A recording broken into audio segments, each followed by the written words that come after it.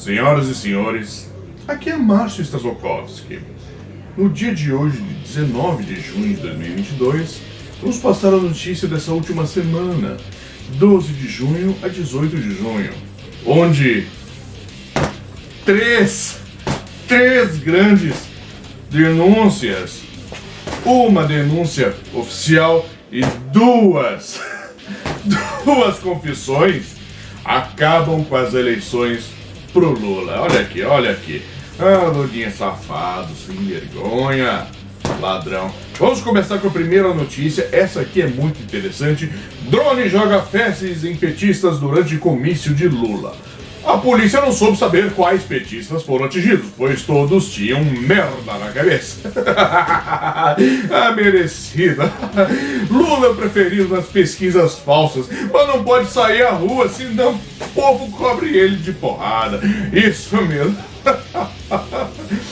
Ah, que coisa horrível. Agora vamos lá. Primeira grande notícia mesmo aqui, ó. CUT cria central digital para impulsionar, adivinha? Campanha pelo WhatsApp para Lula. Não, é sério isso. A mesma coisa que eles acusaram os conservadores durante anos e anos. Teve até uma CPI para tentar criminalizar os conservadores. A CPI provou que os conservadores estavam falando a verdade, que as pessoas estavam realmente impulsionadas não, as pessoas estavam literalmente de livre e espontânea vontade elegendo Bolsonaro. O PT faz uma CPI falsa. Eles cobram que quem impulsionava com fakes era o PT. E teve até a jornalista que ele queria liberar o furo dela, né?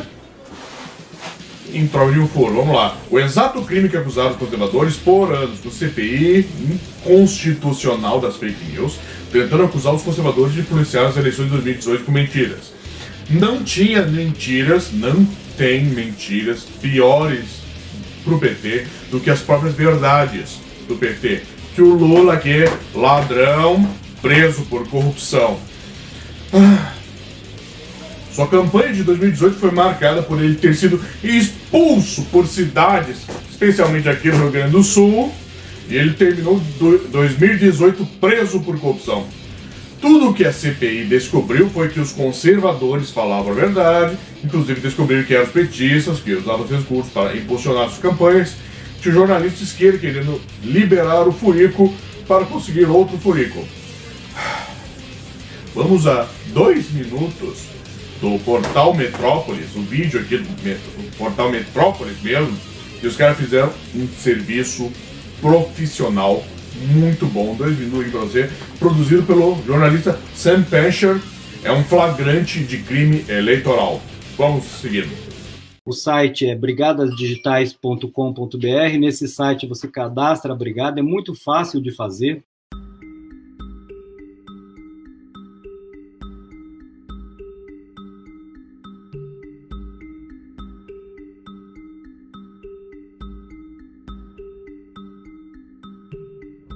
E organizar uma brigada digital é nada mais, nada menos que organizar um grupo de WhatsApp, né? Organizar os principais amigos, seja do trabalho, da igreja, do futebol, organizar os amigos dentro de um grupo, organiza os mais vermelhinhos dentro do grupo, ó, vamos convencer toda a turma aí que esse ano é Lula, precisamos derrotar o Bolsonaro. Basta você cadastrar no site, e aí automaticamente o nosso administrador vai entrar no grupo, e é esse administrador de WhatsApp que vai distribuir os cards, as informações, os vídeos. Nós contratamos agências de publicidade, contratamos empresa especializada para ajudar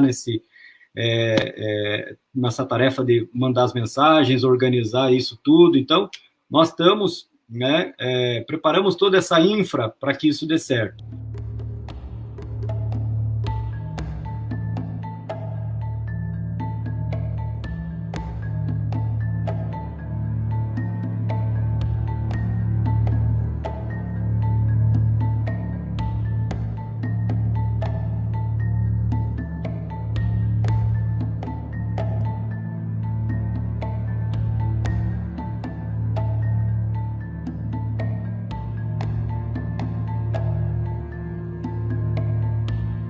Nós temos um suporte nas brigadas digitais para atender as pessoas que têm dúvidas. Enquanto as brigadas não são tão grandes, a gente ainda dá conta de fazer, as pessoas nos procuram. Mas é óbvio que quando ela atingir aí as milhares de pessoas, vai ficar muito mais difícil. Então, nós teremos as empresas que vão nos ajudar a fazer isso, né? Tá previsto isso nos contratos. Olha só, ex-contador de Lula, que trabalha junto com o filho de Lula, lava dinheiro para o PCC. Essa aqui, ó, na mesma semana, duas situações que acabam com as eleições pro Lula, com a fraude. João Muniz Leite, que foi contador de Lula entre 2013 e 2016, apenas 3 anos, 3 aninhos aqui, eu consigo fazer os 3, ó. 3, ó. O cara literalmente ganhou na loteria 55 vezes. Mais vezes do que você jogou. E aí, dividiu o prêmio com Anselmo Bachelli Santa Fausta, o cara preta, o traficante cara preta, que era dona da UpBus, junto com integrantes do PCC, em contrato de 600 milhões com a Prefeitura de São Paulo. Exatamente, a Prefeitura de São Paulo tem um contrato de 600 milhões com o PCC. E quem é que lavava dinheiro pro PCC? O contador do Lulinha, que trabalha no mesmo ambiente de trabalho do filho dele, o mesmo endereço. Coincidentemente, o escritório do ex-contador do Lula, com ligação do PCC, fica no mesmo endereço de 3 empresas do filho do Lula, o Fábio Luiz Lula da Silva, o Lulinha. A mulher dele ganhou apenas 49 vezes na loteria. 49 vezes, ladrão, safado, corrupto, preso por corrupção. Vamos à próxima aqui. Essa aqui, o próprio Lula afirma que ajudou a soltar os sequestradores de Abílio Diniz. Exatamente. No vídeo que eu vou botar para vocês aqui, nessa sexta-feira, mesmo dia de divulgação do ex-contador envolvido com o PCC, o próprio Lula confessou que ajudou a libertar os sequestradores do empresário Abílio Diniz. Vamos ver o vídeo, depois eu vou contar essa história. E eu queria, antes de seguir a minha fala, dizer ao jovem ex-governador Renan que a primeira vez que eu vim a Lagoa, eu vim a convite de um grande jornalista, presidente do Sindicato de Jornalistas de Maceió, chamado Freitas Neto. O Freitas Neto me convidou para vir aqui, depois do Freitas Neto morreu num acidente de avião em Cuba. Mas o Freitas Neto me convidou e por acaso eu vim aqui numa época que tinha eleição. E tinha um candidato a governador do PMDB, eu não sei como é que se chamava, Zé Moura. E eu guardei uma frase, Renan, que eu nunca esqueci. O Figueiredo tinha uma propaganda na televisão que dizia assim: plante que o João garante. Essa era a propaganda do Figueiredo. E o Zé Moura dizia: plante como, senão o João toma. E essa frase me marcou, porque foi naquele ano que eu conheci um jovem candidato a deputado estadual, que era o companheiro Renan Calheiros. Isso há 42 anos atrás. E a nossa amizade, ela foi crescendo, às vezes mais afastada, às vezes mais próxima. Depois o companheiro Renan virou ministro da Justiça do Fernando Henrique Cardoso. E tinha 10 brasileiros presos, que foram presos em 89, naquele sequestro do Abílio Diniz. Não sei se vocês estão lembrados, houve um sequestro do Abílio Diniz e colocaram camiseta nos sequestradores do PT para dizer que era o PT que tinha sequestrado o Abílio Diniz. Esses jovens que tinham argentinos, tinham, gente da América Latina, ficaram presos 10 anos. E teve um momento que eu fui conversar com o Fernando Henrique Cardoso porque ele estava em greve de fome. E eles iam entrar em greve seca. A greve seca é você ficar sem comer e sem beber. E aí a morte seria certa. E eu então fui procurar o ministro da Justiça chamado Renan Calheiros.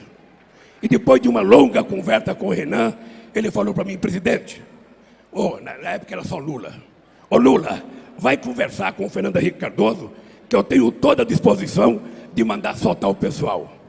Eu fui conversar com o Fernando Henrique Cardoso e falei para o Fernando Henrique Cardoso: Fernando, você tem a chance de passar para a história como democrata, ou você tem chance de passar para a história como um presidente que permitiu que 10 jovens que cometeram um erro, sabe, morram na cadeia, e isso não vai apagar nunca.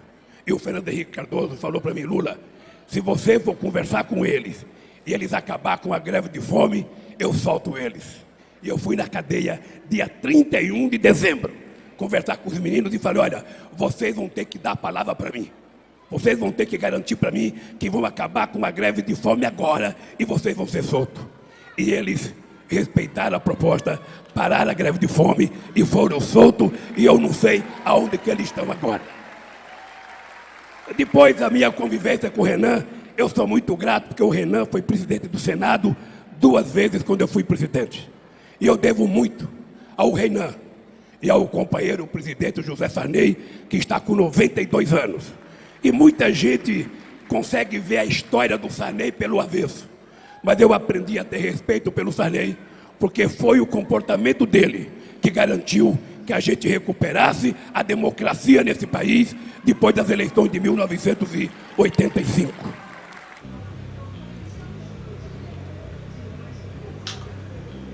Como foi a história do sequestro de Abílio Diniz? E como o Lula está envolvido? Abílio Diniz, empresário que sabia tirar muito bem, dava muita porrada, contratou seguranças para toda a família e ficou de fora, para economizar os trocos. Então, no dia do sequestro, o empresário estava dirigindo seu carro quando viu uma ambulância parada no meio da rua. Sentiu maldade, parou o carro, pegou sua arma. Mas todos os sequestradores faziam parte do grupo de esquerda MIR, já faziam sequestro da América Latina para sustentar a luta armada. Eles chegaram batendo o carro por trás do carro do empresário Abílio Diniz. Eles cercaram e calçaram o Abílio Diniz de ambos os lados. Eles tiraram sua arma e o dominaram. Foram pro chão. Foi muita porrada. O Abílio Diniz rolando a porrada com 10 sequestradores. E ele foi levado para o cativeiro. No cativeiro, ele foi aprisionado. Ele teve uma caixa de concreto onde mal conseguia ficar de pé. Tinha apenas uma entrada de ar e música tocando no último volume do pancadão, para deixar o empresário completamente desnorteado. Quando a polícia encontrou o esconderijo, os sequestradores utilizaram o empresário Abílio Diniz como escudo humano. Ele ficou na frente e assim houve 36 horas de negociação. Na época, o PT negava envolvimento. Os sequestradores de Abílio Diniz, eles ficaram presos em contato com presos comuns, e isso iniciou o PCC. Exatamente. O primeiro comando da capital foi iniciado pelos sequestradores do Abílio Diniz. E o Lula confessa em vídeo que ajudou a soltar esses caras. Tá feio pra ti a situação.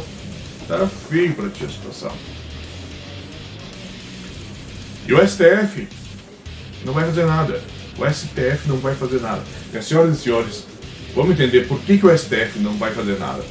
Em dezembro de 1924, ninguém menos que o próprio demônio, o Hitler, estava preso pela sua primeira tentativa de revolução socialista na Alemanha, com 20 pessoas mortas. O que aconteceu? O próprio demônio, Hitler, poderia pegar pena de morte, de autotraição. Mas ele foi libertado pela Suprema Corte da Baviera. Exatamente, a Suprema Corte da Baviera soltou o demônio, o Hitler, para que no futuro ele tomasse o poder e estabelecesse uma ditadura socialista. A mesma coisa aconteceu no Brasil. O Supremo Tribunal Federal fez exata mesma coisa com Lula, libertando o ladrão, anulando as suas condenações e com planos para que no futuro o Lula tomasse o poder para estabelecer uma ditadura socialista. Foi exatamente o que aconteceu se em 2023 chegar e Lula não estiver na presidência, o STF vai perder o poder. Isso explica por que eles querem auditar as urnas. Entenderam? Entendeu?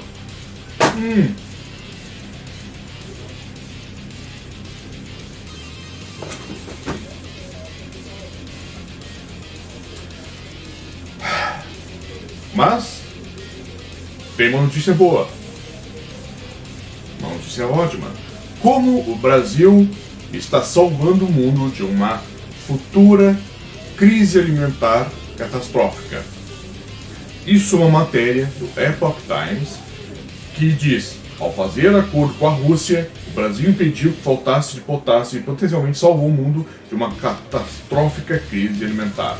A matéria original é do jornal Epoch Times, assinado pelo jornalista Augusto Zimmermann e citando o economista Joseph Smith-Hubbard, das Nações Unidas para a Alimentação e Organização da Agricultura, 7 de junho de 2022.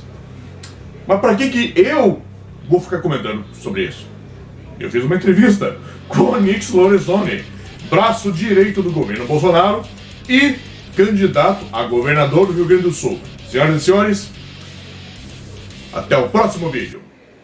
Senhor Onyx Lorenzoni, eu vou ter que fazer pergunta para o senhor sobre o economista das Nações Unidas, o senhor Joseph Smith-Hubbard, que ele falou exatamente que o Brasil de Jair Bolsonaro está salvando o mundo de uma futura crise dos alimentos, justamente porque o Brasil pegou os fertilizantes da Rússia para a produção de alimentos no Brasil. O que o senhor tem a dizer sobre isso?